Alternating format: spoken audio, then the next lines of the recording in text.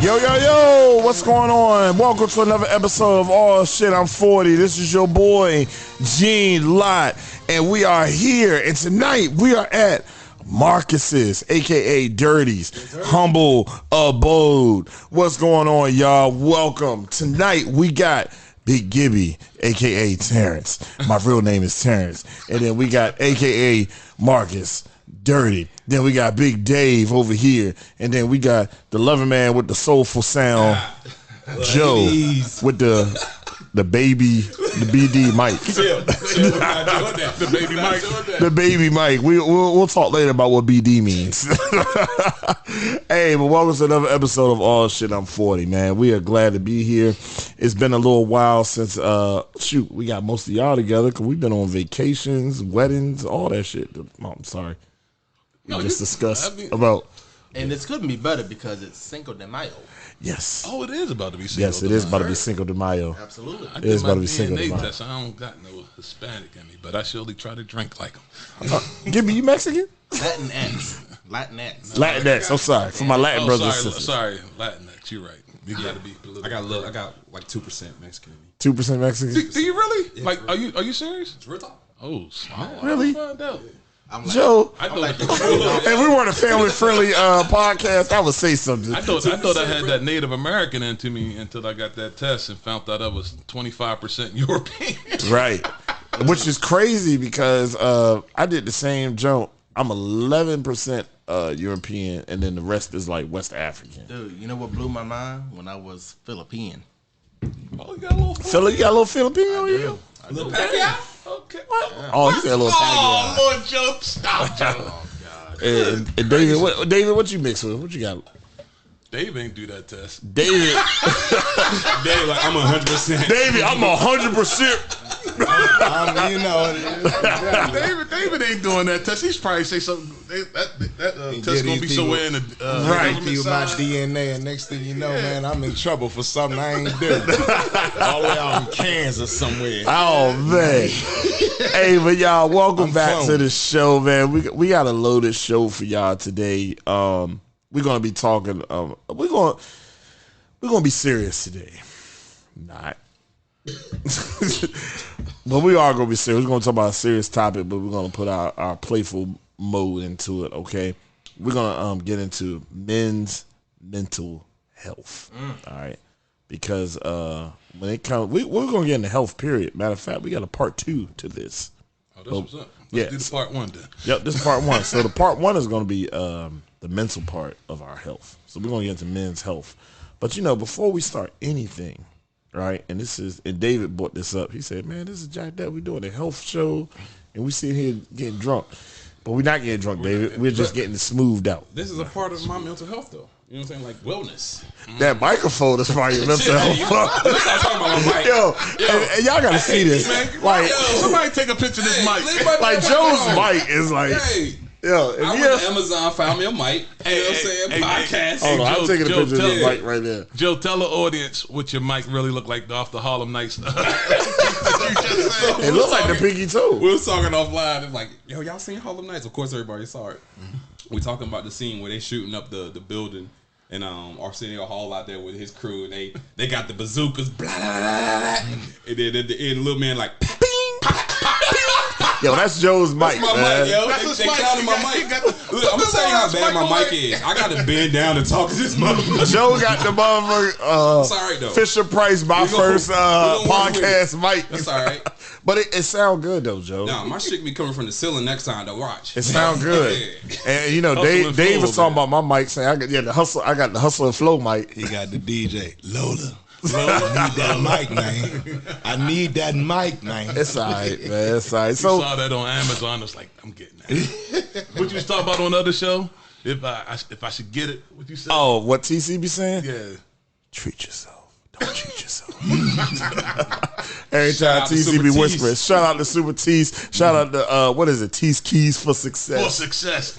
Yo, we always gotta shout him out. But what we drinking tonight, fellas? I'm gonna start with Marcus, cause empty cup. Empty cup always. You just had it. Sorry.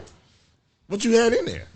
So I actually switched it up because usually I do tequila, but I got a bourbon this time, so I have something different. It's called New Riff Single Barrel. I'm gonna tell you this. It's The pretty bottle looks vicious. And Like you know what's crazy? I will buy bourbon based off how the bottle. yeah, based off the bottle. That's just like our craft that's beer. a real look. Where is it from? Let's It's talk pretty about smooth. this. A single barrel. Look like it's from Kentucky. Yeah. Yep, Newport, Kentucky. Yep. Distilled, aged, and bottled by New Riff. So if y'all see the bottle looks like the building. The bottle is attractive. Yeah. Really. It's smooth too. Look at that. The bottle is what caught my eye. Yeah. That's how it is with all liquor. When the bottle catches your eye. So yeah, that's what I had. Sorry. Oh, he punished it. He punished it. Yeah.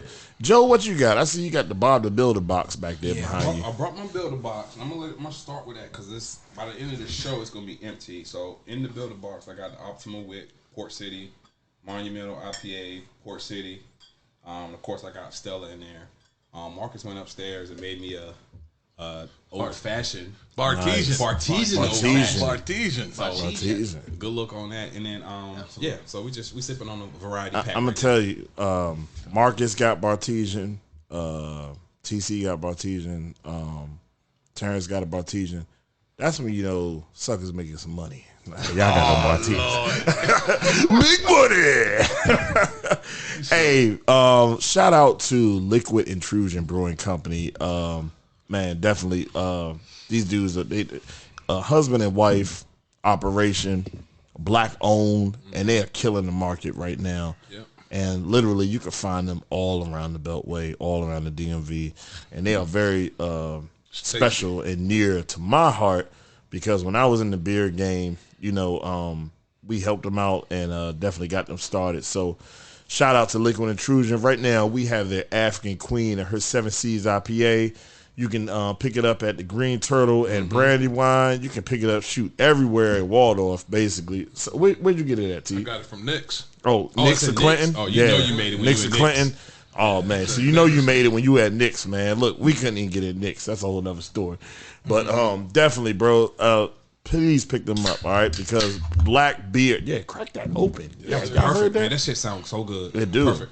Black beer in the craft beer industry is still a minority. We are 1% in the craft beer industry. So support black beer when you can. Liquid Intrusion Brewing Company, definitely check them out, man. This 7C, the African Queen of 7 Seas IPA is definitely vicious. It's legit. Definitely legit. I'm going to crack it open in a minute. But right now, what I am drinking, I had a bit of a celebration today. As y'all know, I got a slight promotion at work. I'm not going to call it slight. I'm not going to downgrade myself. Oh, we talking about them coins now? I'm poor. I have 3 children, but I got a promotion. I'm be doing some big things later on. Gonna be going out of town and stuff. But yeah, I got a big promotion, and I'm drinking some vodka. My question is, do you get to fly commercial flights, or you gonna be on one of those military planes? Both.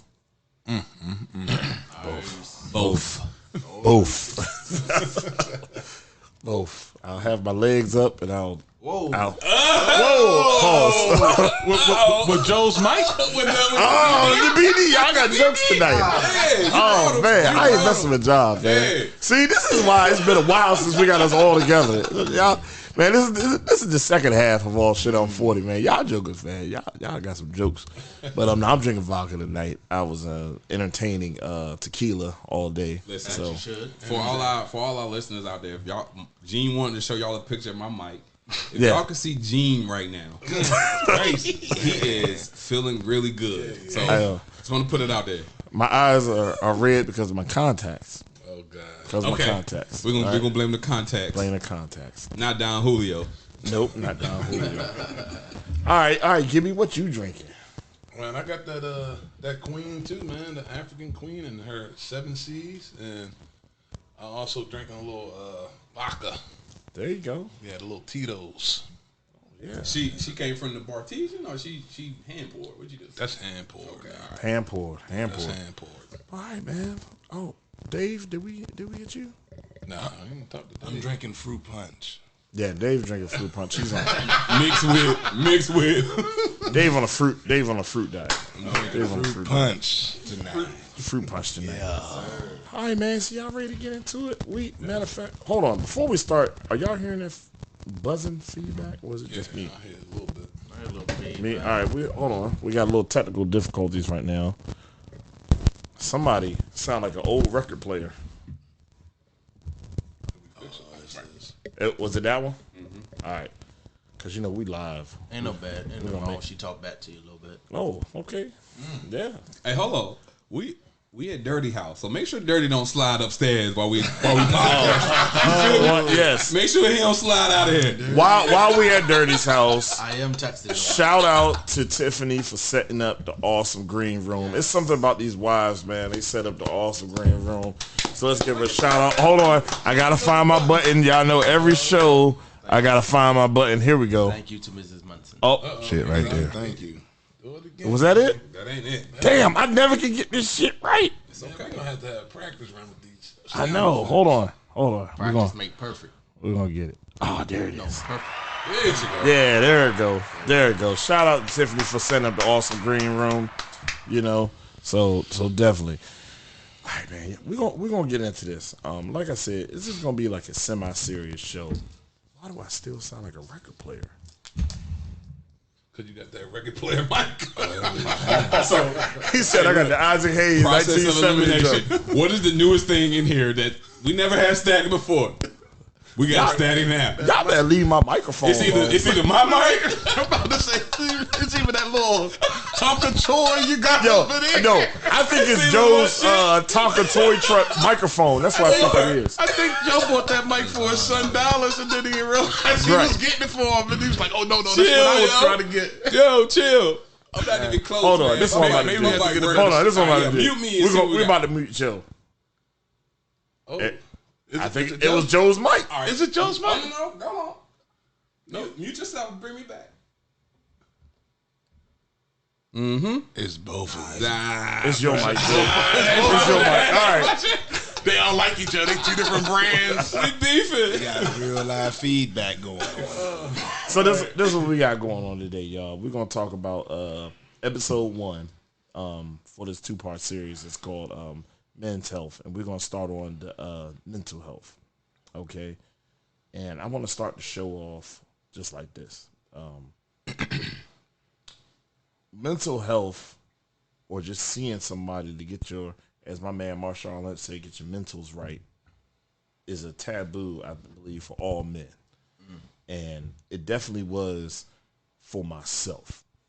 And speaking for me, I really didn't get hip to going to see a counselor or to get my mentals right until my marriage was almost like in the dumps. You know what I'm saying? So like I was almost to the point of, man, we might have to let go. And I would definitely say that like going to see a therapist, not even about the marriage, but to work out myself, actually saved my marriage. Because That's good. during that time, it unpacked a lot of things that I never shared. A, that I never shared, and B, that affected me that I never knew would affect me. If you can dig that, you know what I'm saying. And I mean, it was one of those things where when you go into therapy, and you always gonna have your guard up. You know what I'm saying. But if your marriage is worth saving, and if that woman is worth you being with, you're going to let those guards down. You're like, all right, I'm going to just let everything out. Vulnerability is the new love, man. Yeah, there it is. So my question, real quick, and it's an early question: did you go? Hold on, put your phones on mute, man. We in church. Did you go seek therapy for your marriage, or were you seeking it because you felt like there were some things that you needed to work on? Good question, Joe. Initially, it was for my marriage, but it turned into, man, I need to work on myself. Okay. It's something going on with me, and what it was I'm making decisions, and I'm doing things that's like, it's like why am I making these decisions and why am I doing these certain things? And it took therapy to actually unpack that. Okay, that's what's up. You know what I'm saying? So that's why, and after, I'm telling you, and anybody who's had therapy can tell you this. When you get out of therapy, you feel like you get that monkey off your back. When you finally express something that you subconsciously been wanting to say, but never could find the words to say it, or never could have that vulnerability to actually put it out there and say it, you feel so much better. Yeah. Prime example I'm going to give you. So, growing up in my family, I always been, man, you Charlie, you little Charlie, you the little, you little Charlie, and I became a grown adult, but like with some of the adults in my family, I was still little Charlie, and I didn't feel like my voice was heard. Even with my parents, I didn't feel like my voice was heard. You know what I'm saying? Like, and this happened in front of my wife. My father can say something, I'll shut down and be like, all right. Yeah. But not knowing that, I'm still your son, but I'm also a grown-ass man with kids, pay taxes, and married. I shouldn't shut down. I should be able to have a conversation still on your level, on the same level as my parents. Yeah. But I was still shut down and go into that childhood mode where I'd be like, all right. You know what I'm saying? And my wife looking at me like, what the fuck wrong with you? Yeah. What's wrong with you? I think that varies with how you're raised and then how you respect your parents. I know I definitely feel like I do a switcheroo around my folks. Like, my dad liked to talk.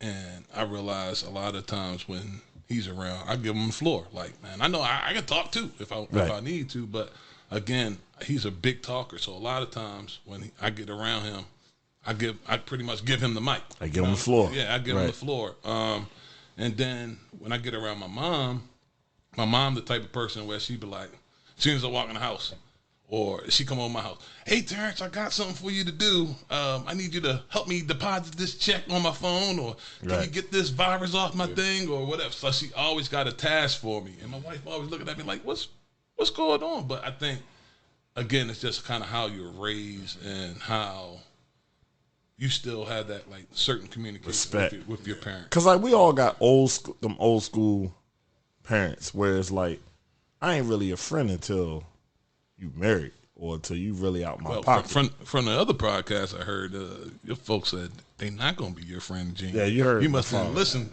You heard. I heard them. You heard very well. But it was one of those things where I actually got the courage after counseling to talk to my parents and be like, hey, I felt minimized by y'all. I felt like I couldn't talk to y'all on the same level. I felt like I couldn't come to my father and talk to him about struggles I was having as a married man because I still held that high much respect for you. But did therapy help you? So I think I feel like what you about to say, Joe. But what's the crazy part about therapy, because I go to therapy as well, and I've been going to therapy for some years now. But it's a weird thing with life. Yeah. How you can express your feelings of just life, the things that's going through your mind with a stranger. Yep. Because they don't have no ties to you. No judgment. No judgment, no ties. They don't know who you are as a person. Right. So you're dealing with a stranger, and then when they kind of give you somewhat of an opinion, because it depends on the type of therapist you have, if they're going to kind of give you their opinion or, give you an activity that you need to work on or something similar to that to kind of help you with your mental state at that particular time. But it's just more of, I think what's strange for me is just that respect level that you do have for a stranger. So I do marriage counsel with my wife, and my therapist, it's just nice to have that third party involved. Yeah. That has nothing really to do with our marriage, just for help to build up our marriage, our friendship, and then just make us better parents at the end of the day. But again, it's good to kind of like toss something at a professional, right? When it comes down to, especially like with the marriage, building with your mental health, with your personal self, because I've done it both ways with my marriage counseling and then individual counseling. And you got to do the both. And I Yeah. realized you got to do both. Yeah. And that was my issue. That like before I even got into my marriage counseling, I had to unpack what was going on with me. And the funny thing is, me and Gibby got the same therapist. Yeah. Hold on, did I introduce you to Troy? You introduced me to Troy, Okay. but then we found out that Mouse, who's also co-host of the show, Yeah. So I was Troy. Yeah. So that's funny part. I'm still getting counseled by Troy, but Troy's actually reaching out to talk. I gotta to go Gene back. again. I gotta go back to counseling. He want to talk to Gene because he didn't even know Gene had a third child. Can I Like, say he was like, something? "What?" Can I say something, bro? Yeah, go ahead. Never been in therapy. Okay. Okay. Never. So, you know. You been to the gym? Yeah. Oh yeah. I've been to the gym. You been to the doctors before to go get your physical? I don't do doctors. It's weird with me, bro. Like So you never. I need to find a doctor. So we're going. Pause Wow. Yeah, until for real. part 2 Yeah, this real on talk, that, bro. This That's real pause on part 2 for that. I'm just letting y'all know we roll with it. Only Yeah. reason, only reason I try to bring it up like that, Joe, is because what I had to realize. I'm gonna bring it up in a second about the black community. Yeah, for sure. Of kind of how that mindset of therapy is taboo. But again, what I realized, if you want to work on your physique, like I asked you to go to the gym, you say yes. Your brain is what operates your movement of your body, and every once in a while, you got to go get maintenance for that mental, which is your brain, man. Yeah. Right. And I mean. I think Even if you go for a couple of sessions just to kind of Dude, get it's so tune relieving, up. man. Nah, man. I think for me, it's like when I think of therapy, I think of something has to be wrong with like And that's the I know, thing. I know. And I had to realize that the hard way because I thought the same way, right? Yeah. I always thought that something had to be wrong. Right. But what I didn't realize that you can talk about your therapist about good things and bad things, but again, the whole thing is about growth, and to be able to do things within your life that you didn't even think you could do. Yeah. With trying to go over some of those hurdles that you have Go ahead, within your life. Marcus. You got something? So I'm the same as Joe.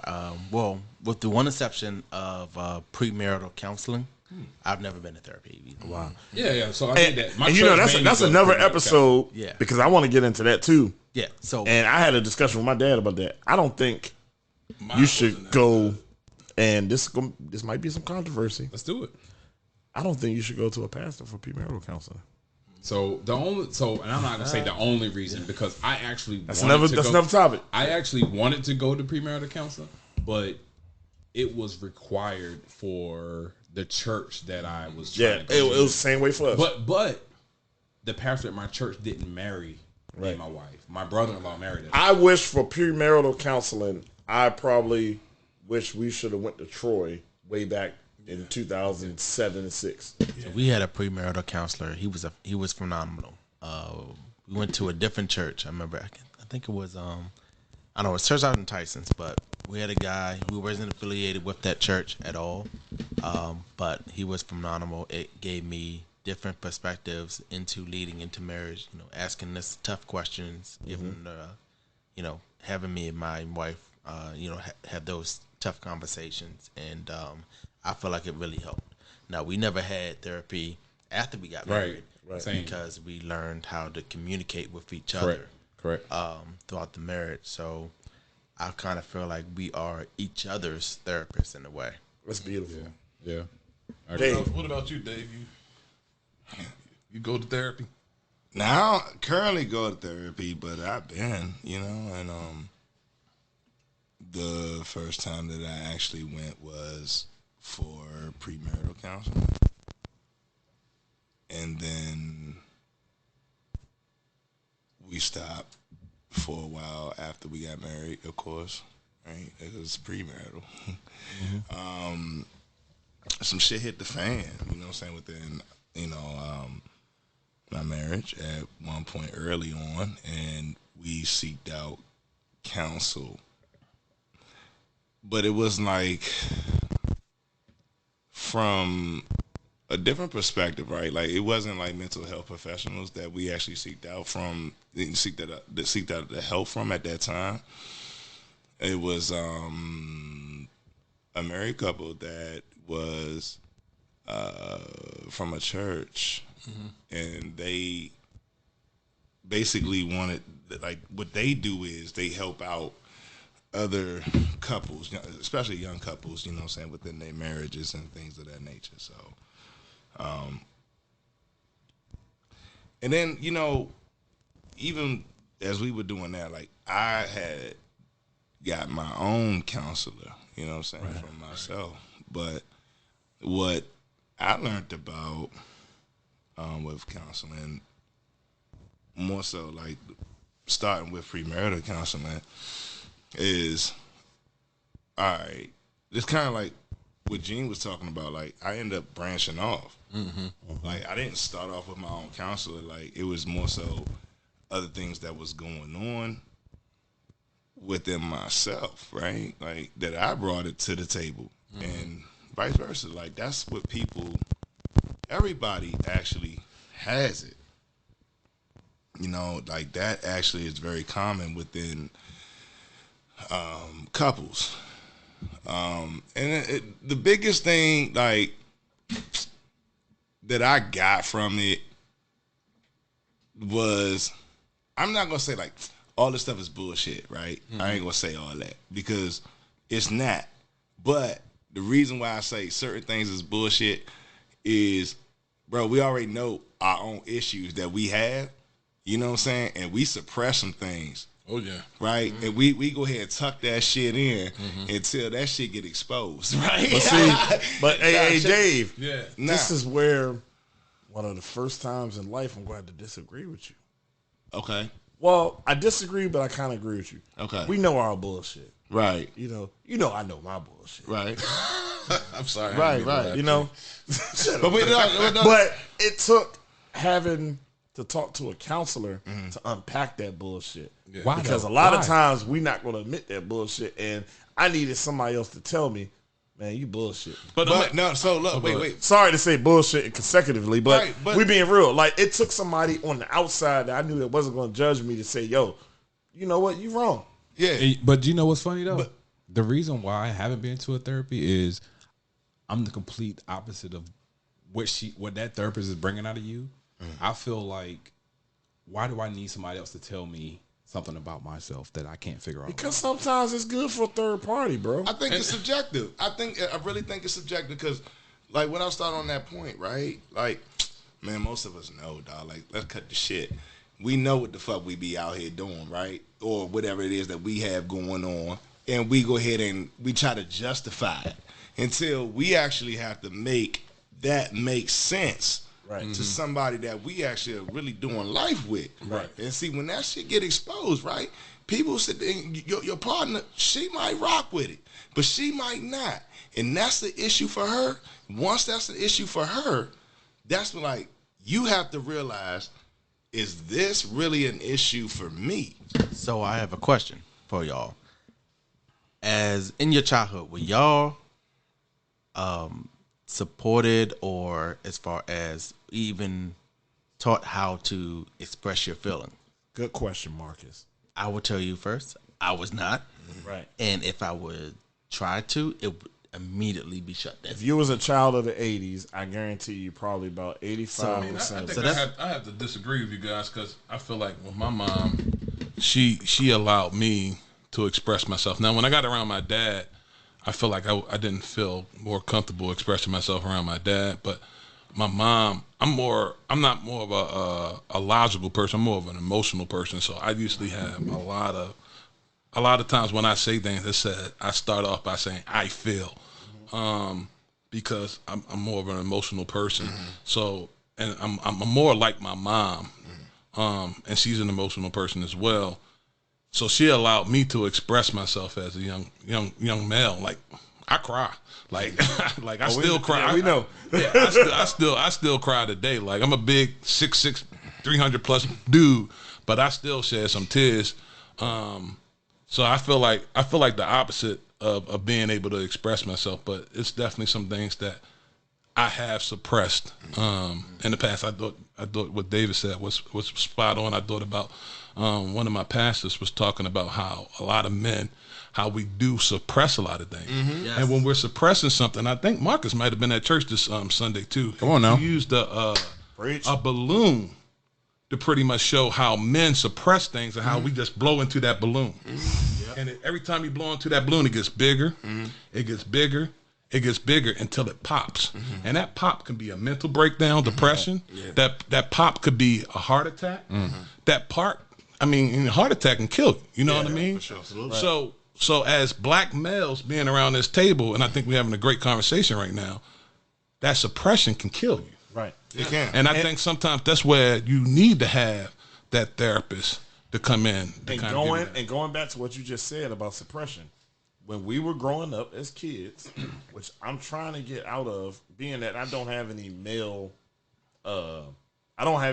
children, but I have nephews. What were we always told? If you fell, had a boo boo or whatever, Stop crying. stop crying. You be all right. Suck it But up. what do we Walk it tell off. the sisters and stuff?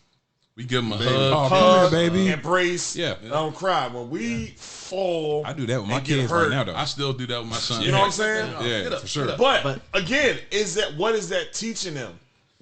We're not hugging them and saying it's all right to let out your feelings. And that's what I feel, at least for me too. I didn't have that. I suppress a lot. Absolutely. Same.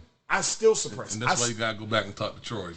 I know. Shut up. Hey, y'all need to send me Troy number, bro. Yeah, For real. we got that. Send me Troy number. I wanted Troy on tonight. Terrence, that was your homework But assignment. no, that's true because, like I said, I was not taught how or even encouraged to express my feelings Right.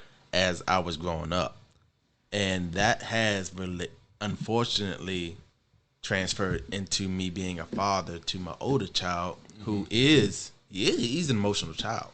Right. He has feelings and stuff. And it's gotten to the point now where he is more comfortable talking to his mother more than me because I am kind of like, okay, dude, you got to man up. You got to be more tough. And that's the same things that was taught to me growing up. And unfortunately, I'm seeing that now, and I'm trying to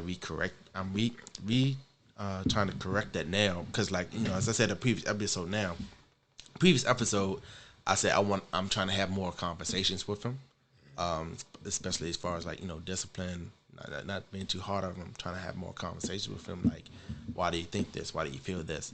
That was not provided to me as a child. Oh, okay. I get what you're saying. All right. So, your parents didn't go through the check down of why did you make that decision? No. And I feel like that's my the grandfather difference between- was the male figure for me growing up mainly, and you know his first response was get a switch off a tree. Which I think was like everybody in that generation. Absolutely. And I then my think- mother was also, you know, she's a hard shell. She was also tough on me as well. So her first reaction is yelling and screaming, yelling and screaming, yelling and screaming. So that has transferred to me as a father, and I am still, after 8 years, still trying to fix that. I acknowledge it. I'm still trying to fix it. It's tough because all that stuff that what I went through as a child is now embedded and infused in me, and I can't shake it. Yeah. But again, I think what you're doing different than your parents, Marcus, is that, and then you talked about this in another podcast that I was listening to, if y'all fellas, that you sit down and talk to your kids of why you're screaming at them, why you talk. And I just feel like growing up, it depended on my situation of why I was getting spanking. Or I usually knew. I was not the best kid, so I usually knew why I was getting that, but I still didn't get that, like, sit down, we love you, I'm gonna hug you, and You talking about afterwards? Yeah, that after. Because I mean, I feel like I do that with my kids.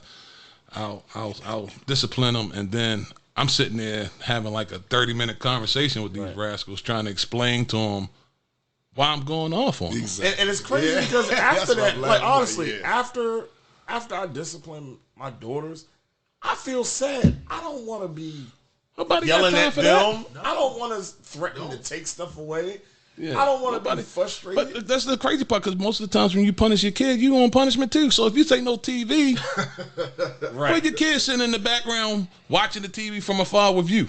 Exactly. See, we needed you on the discipline. I know. We going into discipline. I was So out of town. Sorry. real quick, because we're gonna bring on a guest of ours, a good friend of mine, teammate, my man Cole, aka Barbecue on Cole. There you go. We're gonna call him in from New Jersey. Got some good food, good seasonings too. Cole is. Let me test this out real quick. So we gonna, man, I feel like I'm on 95.5. Yeah, we talking while we record. Another question. Oh, go ahead. While I get Cole pulled up, go ahead. Do you guys feel as though you effectively communicate your feelings with your wives? Oh, hold Not all the time. hold that question. Hold on. Hello. Cole, can you hear us? What it do, baby? Yeah, I can hear you, baby. That man Cole. What up, Cole? It's Terrence, man. What up? What's up, T? What it do, baby? Man, nothing All much, right. brother. Cole, we got Terrence on, we got Marcus, we got Dave, What's up? and we What's up, got Cole? What it Joe. do? What's happening? Chilling. So Whole world. Good. What's good? So let me What's bring you going in on, real baby? quick. I'm gonna give you a good introduction.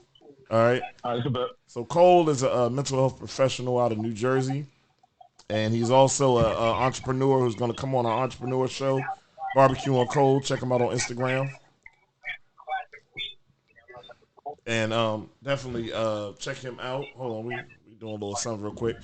But like I said, Cole is a mental health professional, and there's a couple of questions we just want to ask Cole and have him come in onto this conversation. So mainly what we're talking about is basically, Cole, turn your background down, man. Somebody on the phone or got TV going. Cole already out live, there doing Cole? the session. Hello.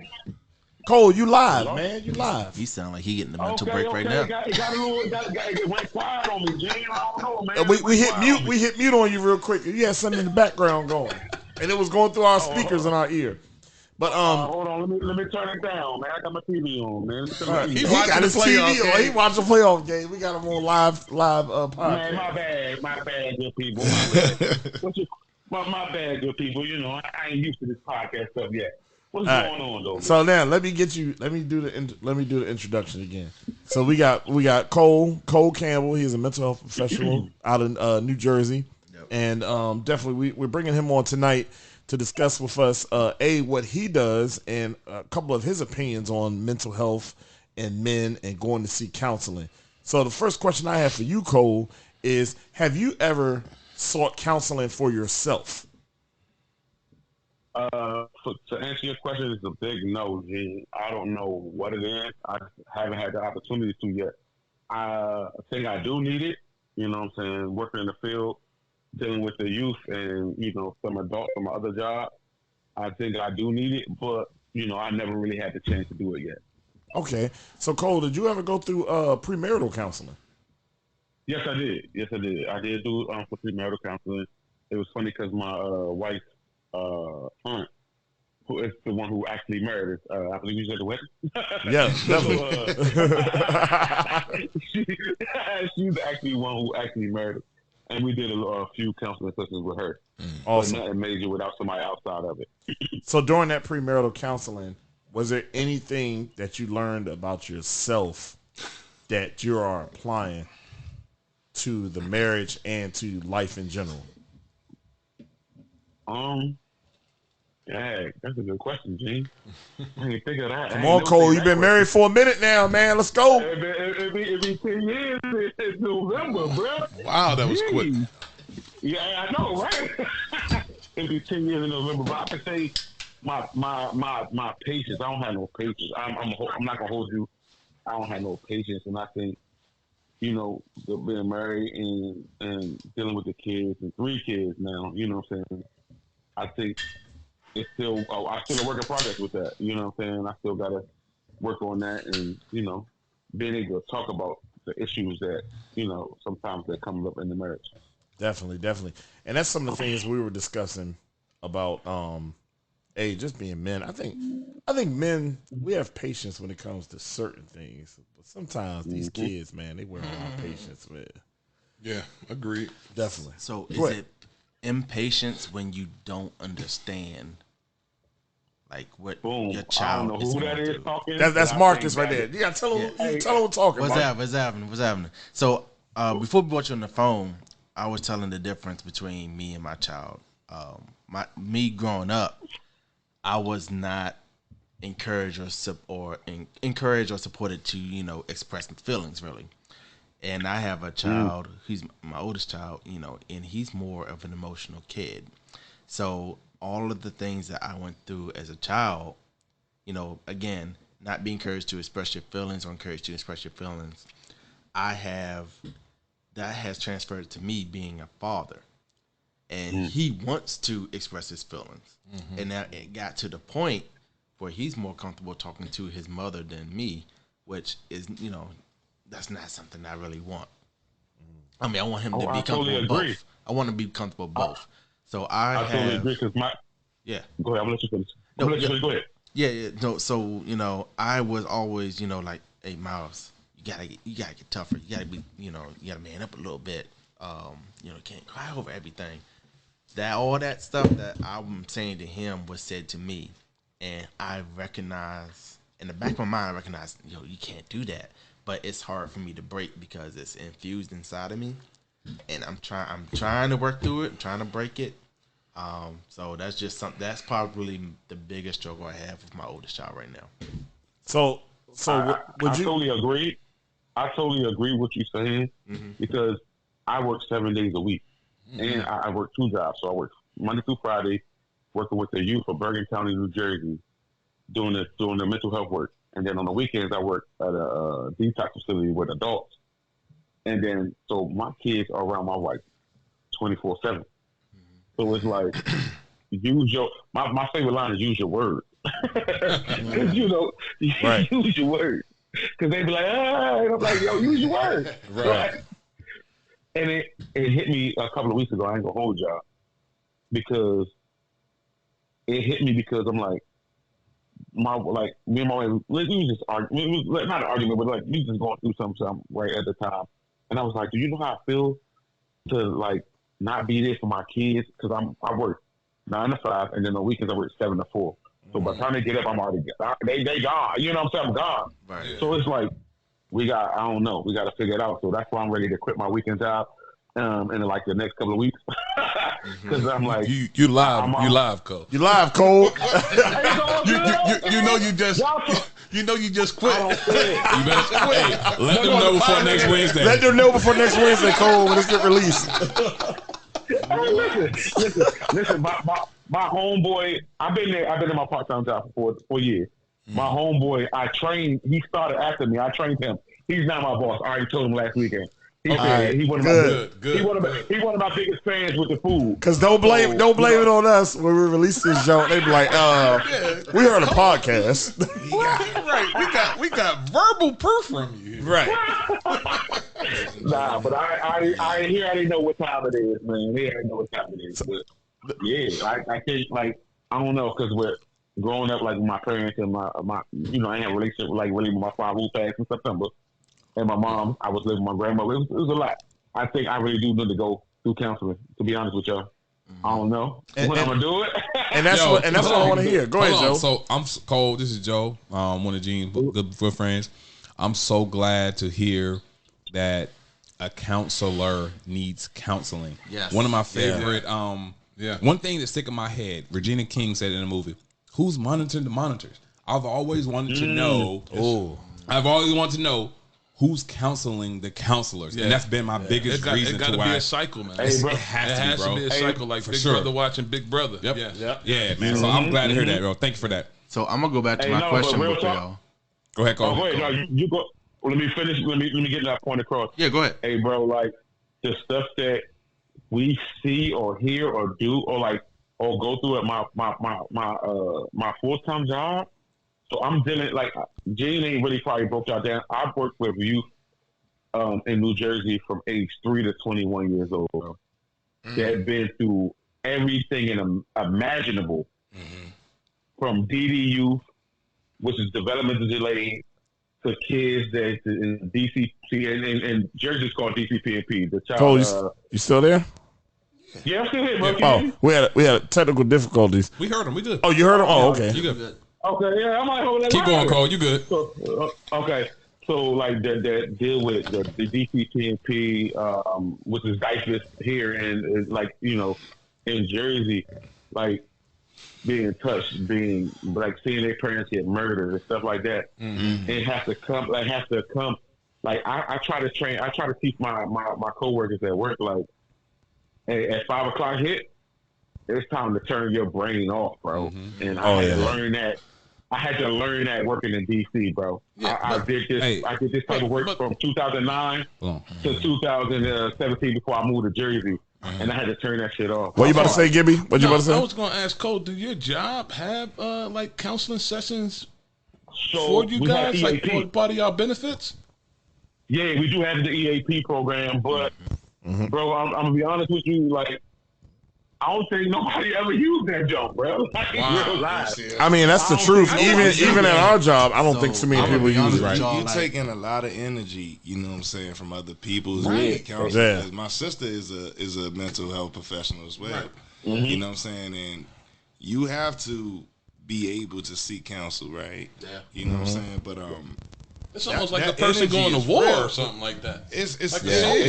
You So I think taking a lot of people's energy and you counseling a lot of people. Yeah. Because you empathize with those people that you actually build relationships. I mean, with. I look at Val, right? Y'all know Val is a Oh clinical. yeah, me and Val in the same Yeah. field, so I know Val. And Val worked with high schoolers. I know those kids sap so much out of her that by the time she gets home, sometimes her tank is low, that she just don't have enough even for her own kids. Yeah. You know what I'm saying? That's real. And she's had to realize that, like, yo, I can't let them sap. Man, that sounds real good being poured into the bottle then. Appreciate pouring that Tito's.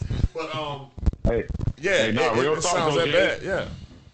Real talk though, Jay. Like, I'm lucky that my drive home is more than like 40 minutes. I work. Yeah, an hour away and that's from definitely my- good because I have a long drive home too. And it's like, I think anybody who has a long commute, or even if you're on the metro, when you have that time just to decompress before you Oh, go you home. gotta find some type of way to get. Hey, Cole, how far are you from Newark? I live not even 20 minutes from Newark, bro. So is your practice in that area, or you're a little bit further? No, like- so I live actually. So Newark is actually Essex County. I live in Union County, but I work in Bergen County. I don't know if y'all ever heard the show Real Housewives of New Jersey. Yeah. I work in that county. That's the richest county in New Jersey. I work Big in that money. Okay. County. Yeah, I work So, in that so I county. don't need to send. So I don't need to send my Newark people to you then, huh? No, you can. You can. all right. Not, So not let's on the say like- weekends, though, Joe. Let Not on the me weekends. explain- Yeah, I Let me got explain mad how it family. works. I got family in Newark. And So let me explain friends. how it So works then, real Yeah. quick for you. So promote, every county in- bro. Promote. Let's do it. No, I got you. So every county in New Jersey has what we call a care management organization. I'm a care manager at my job. I'm a certified rap coach, so I know how to wrap around process. I know how to do all that. Every county has a care management organization. You don't have to have Medicaid. Like you don't have to have insurance. You don't have if you have private insurance, you can use that. It's what we got a Medicaid called 3560 here in New Jersey, where it takes care of any mental health service, and it's free. It does not touch your insurance. It does not touch anything. Every county has it, and you can get counseling where these people will come to your house for at least up to 2 hours a week. That's the minimum. That's the minimum. 2 hours a week. What we call as IIC, in-home clinician. You can give a behaviorist. For free? Which is a BA. We call it for free, bro. It's all for free. That's but nice. a lot of people That's don't know. what's up. A lot of people don't know this in New Jersey. Like when I started in this job, like we had probably 900 youth in my county, bro. We at over 1,800. We got the biggest LOS, what we call a level of care with all the youth we have in the county. We have the biggest in the state of New Jersey. Us and then Camden County, which is the hood. Camden, yeah. So you know what I'm saying. But these people we can get psychiatric work. You can get help for DD youth. Like I'm telling you, because it's a lot of autistic youth that don't get the services that they need and everywhere. But we have all these resources. A lot of people do not know It's what we call it's a system of care in New Jersey, bro. Children's system of care. And Cole, It's called Perform Care and go from there. No, I was about to Go ahead, ask you. No, I was asking. Can you pronounce? I mean, can you say it again? Because Yeah, you know our listeners and stuff. Some of them might be from New Jersey, especially with you being on the podcast, and this might be opening up new avenues and things for people who live in. Yeah, people didn't know about that particular benefit with living in New Jersey. So Right. real quick, spit that out, real quick. Yeah, I got you. So it's called we got Perform Care. Perform Care is the hub of the children's system of care in New Jersey. From age 3 to 21, you can get any service you need. From like DD Youth, which is development delayed, they can get any service they need. We got IIC. You can get any like mental health service paid for free. You don't have to worry about coming out your pocket. You don't have to worry about it touching your deductible and your insurance. It's all free. Please use this, man. I'm trying to tell you, please use this. It's a great resource. Every county in New Jersey has one. Every county in New Jersey has a care management organization. So please use it. And please, if hey, Gene, whoever on this, if y'all want to get them my information, please do. I can instruct them how to get every service they need. Gibby just pulled it up. I just looked it up, man. That phone number is 877 652 7624. Repeat that one more time. Repeat that one more time, It's Gibby. 877 652 7624. That's good stuff. And they open 24/7. 24/7. You got it on here on the website, 24/7. Hey, real quick, Cole, before you leave, man, look, man, I know you do mental health, but you also do barbecue. So go ahead and plug yourself real quick before we let you go. Hey, man, y'all check out barbecueoncole.com, man. That's my website, barbecueoncole.com, BBQONCOLE.com. Check me out. I'm back. Like I never left. I just started last weekend. Hey, Cole, hold on. I started last weekend and sold 70 orders and just sold 70 dinners. Cole, hold on. When you got time, when you got time to cook, bro, you working 7 days a week, bro. When you Figure it out. He's figuring it out. That seasoning on point. That seasoning, boy. That seasoning. Everybody. That seasoning like crack out here, man. Hey, man, I appreciate it, man. I got this called that lit. It's that lit. It's that work. That thing going anything. Believe it. Yep. Your eggs, your chicken, your turkey, whatever, man. All that. Everything. On your veggies, your seafood, whatever. Hey, whoever asked you how I got time, I took off last weekend, man. Got you. That's what's up. I love it. I took off last weekend. And I'm taking off Mother's Day weekend, too. That's what's up. Mother's Day weekend, I'm back. May 13th, I'm back cooking again. So don't worry, the menu will be out, man. Hey, Cole, man. Cole, we still gotta do something, man. Taste buds and your business, man. We still gotta do something out there. Good job. Try to be like Voltron and shit. That's right. Hey, Autobots. The Autobots. Roll out. Hey, Cole, love you, man. Hey, Cole, my teammate for life. Bowie State all day. Man. Aggie Pride? I'm sorry. I don't know. Ain't no Aggie Pride, bro. Bowie State. He try. Somebody said Aggie Pride. I was just saying, Joe with the It's a ASE. lot of HBCUs sitting at the table, man. Only thing y'all got is G. There you go. That's it. All right, Cole. Not the education. Love you, baby. I'll talk to you, all right? All right, man. Appreciate All right, y'all. peace. Y'all be good, man. Peace. Hey, that was our boy Cole, man. That was some real good nuggets right there. That was a counselor that actually admitted that he needed counseling. That's what's up, man. I needed that. That was perfect. And Gene, I think that's a great segue. Go ahead, T. About one of the articles that I was reading. Yeah, I know when T come on, he got some articles. Pretty much, I was asking the question of why black people don't like counseling. Yep. Okay. And this came from physicscom.net, and this was an article from February the 9th, 2022. And a doctor, Dr. Racine Henry, said going to therapy is viewed as a sign of weakness and sometimes to be ashamed of. A lot of black people don't think of therapy as reality or visual options for health, and mental health isn't seen as something to focus on, improve, or give professional help for.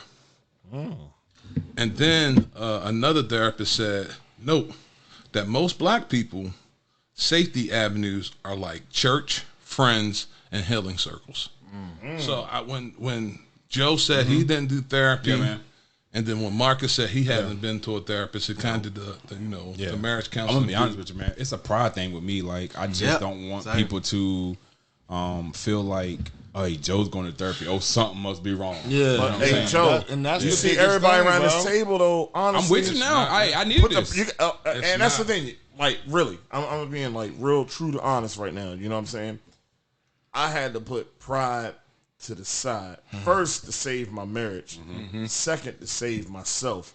And then it's something about when you see your homeboys are doing it and it's not doing no harm. Yeah. You know what I'm saying? Yeah. Because Gibby had therapy before me. And I saw the changes that it made in Gibby. And I was like, man, if he can do that for him, I needed it, man. I knew I needed it too. You know what I'm saying? And I'm telling you, the feeling that you get after therapy, and we're gonna go around the table to close this out. We're running up against time, but I honestly want all black men, all men, period, who are listening to this, all women too, do therapy. If it's not to save your marriage, it's to save yourself, and you will learn about yourself. You know, because I had certain things that went on in my childhood and in me growing up that affected me, that made me make wrong decisions in life. And it don't all have to always be bad. It's not bad. Sometimes it's just like it is what it is. But it's identifying that. Life is hard, man. We all, majority of us at this table, getting close to our 40s or in our 40s, and we seen a lot, been through a lot, and life is hard. Still impacting. Yeah, life is hard, and at this particular time, in my opinion, especially, we all went through a pandemic, and cyclically, we as human beings, as we have learned, we all supposed to be around each other in some form of fashion, and our psyche, that really messed up a lot of people. I will say a lot of people, but people who are introverts. They had it bad. Hey, I ain't have a problem with it at all. Oh, look at Dave. Dave was like, I'm on vacation. So Big introvert. yeah. I'm borderline introvert. Like borderline? extrovert. I mean, it's border, bro. Real talk, you wouldn't know that, bro. You would not know that about me. You would not know that about me, bro. I'm on the edge of that introvert, bro. But I am a walking introvert. I'm on the edge, bro. For real. I hear you. But Sometimes I feel like an introvert. not even close. Little Uzi Vert. Little Uzi Vert. Oh, what? I don't know how to take that, Joe. So let me ask you a question real quick, Dave, before we end this thing. With you considering yourself an introvert, and even Marcus pointed that out, what was your mindset with the pandemic? Do you feel like people who are introverts still would need counseling with having a pandemic? I think everybody needed counseling throughout the pandemic. It was a paradigm shift, bro. You know what I'm saying? Like, for the whole world. Like, that wasn't even just for men. It wasn't just for women. It wasn't even just for a race. Yeah. Right. It didn't have nothing to do with race, age, gender. Like, that was for everybody. You know what I'm saying? Like, that, the whole world changed. Like, literally what just happened. But I ain't gonna say just happened. We're still in it. We're still in it. Yeah. Literally what happened in 9/11, right? Was in college. Yeah, we was in college. When the world changed, like when this is a whole an event, right? Or something that happens that affects the whole freaking world. Yeah. Everybody got to sit there and really take notice. Like, you're affected in multiple ways. It was scary. You know what I'm saying? The kids, you know what I'm saying? Like, they was affected in ways that we can't we think we understand. It's going to take a long time for those kids who had to do homeschool with a computer to filter through the school system. Correct. Because, like, that took away from a big part of their childhood, and that had a lot to do with what happened, the event that actually happened. But we went through a lot as adults, you know what I'm saying, in that whole situation. Like, monetary value, right? Not even just monetary value. It was also like, yo, man, I'm going to make it. Right. You know what I'm saying? People out here really dying, right? People dying off of this stuff, and I got to sit here. I got to go to work. You know what I'm saying? I got to take care of this kid. These kids, I got to do all these different things. So, like, your whole world is changing. Yeah. So, mental health, man. Like my closeout piece would be the mental health is, just as important as everything else that's going on with you. You know what I'm saying? Like, if I break my arm, right? Yeah. I gotta go to the doctor. Right. Yeah. Something happens to me physically, like, to where I can't just go in the damn medicine cabinet and take something and go to bed and wake up the next morning and feel better from. Yeah. Shit, I need to go to the hospital, right? Yeah. Something happened to me mentally. I need to go see, a mental health professional to go ahead and get that right. True indeed. But we don't correlate that. Right. And even breaking it back down to, just race. To be honest, a lot of us, we all have some PTSD. You know what I'm saying? Because like, there's a lot of different things. I ain't getting all to it to this in this segment. I think that's why we're gonna have that part 2. Yeah.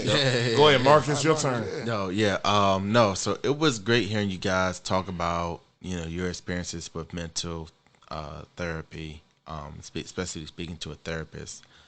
For me, I have not spoken to a therapist. Same with Joe.